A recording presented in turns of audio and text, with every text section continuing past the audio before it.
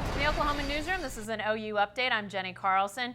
Oklahoma knew they were going to be somewhat thin at linebacker after graduation this year, but with Dom Alexander's decision to leave for the NFL, now the Sooners are without 5 of their top 6 linebackers from this season. Jason Kersey joins us on the phone. And Jason, clearly the decision by Dom Alexander was a surprise, but that leaves the Sooners really thin at a super important position for that defense.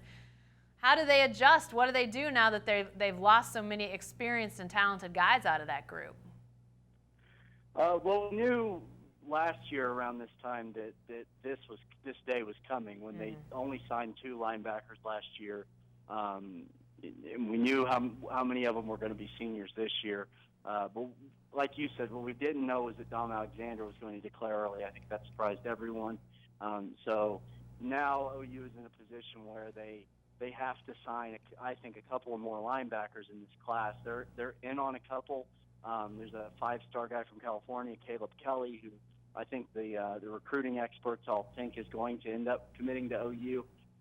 But right now they've got a couple committed, a 4-star guy named Bryce Youngquist and a kid from Tulsa named John Michael Terry, who was pretty under-recruited, 3-star guy from Victory Christian.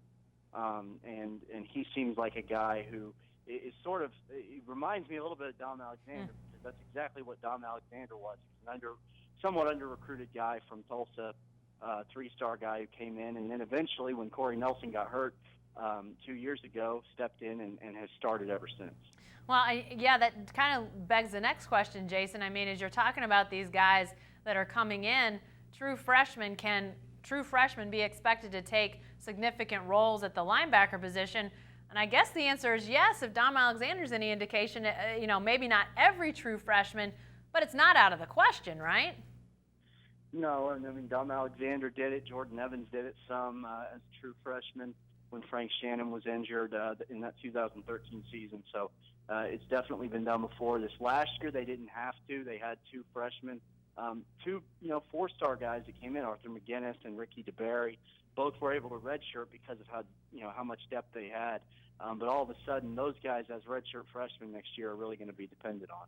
Well, yeah, and the guy that we haven't mentioned, the one returner out of the top 6 is Jordan Evans, Jason, and we saw him go down with a shoulder injury early in that Orange Bowl, and frankly, I thought his departure from the field was as significant a loss for Oklahoma.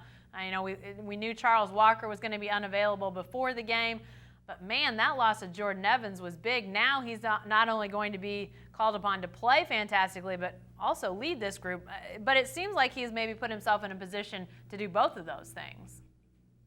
Yeah, I mean, Jordan Evans is a guy who's going to have to step up next year, but he's been a good leader the last couple of years. The last couple of years he's started every game. Kid from Norman, his father played at OU. It means a lot to him, so you would expect that he'll be a really good leader for this defense. But he's all they've got coming back, and it's going to be real interesting to see how they fill in all the spots around him. Yeah, obviously the way college football is, you're going to have these times when positions get thin, but it is going to be interesting to see. Lots to come in the spring, lots to watch, and be sure to check out Jason's story about the linebacker position in Sunday's Oklahoman and on News OK. And be sure to stay with the best coverage team anywhere at newsok.com and every day in the Oklahoman.